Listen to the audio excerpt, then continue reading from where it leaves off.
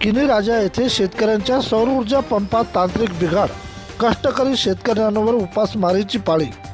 मालेगाव तालुक्यातील किनी राजा क्षेत्रात किनी राजा येथील अल्पभूधारक शेतकरी सुभाष पवार यांनी आपल्या शेतात सौर ऊर्जा पंप बसवून घेतले व त्या भरोशावर शेतात गहू, हरभरा, तूर, हळद पिकाची पेरणी केली। परंतु 1 महिन्यापासून सौर ऊर्जा पंपात बिघाड आहे।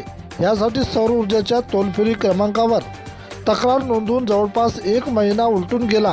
तेथील ग्राहक केंद्राचे अधिकारी उडवाउडीची उत्तरे देत असल्याने शेतात पेरणी केलेले गहू, हरभरा, तूर, हळद पीक वाळून गेले असल्याने आम्हावर उपासमारीची पाळी आली आहे। या पिकाची पाण्याची आवश्यकता असल्याने सौर ऊर्जा अधिकारी यांनी त्वरित दखल घेऊन सौर ऊर्जा अधिकारी यांनी आमच्या सौर ऊर्जाची बिघाड काढून त्याला पूर्ववत चालू करण्याची विनंती केली आहे।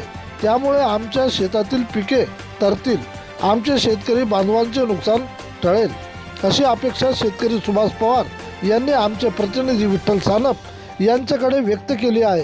प्रतिनिधी विठ्ठल सानप।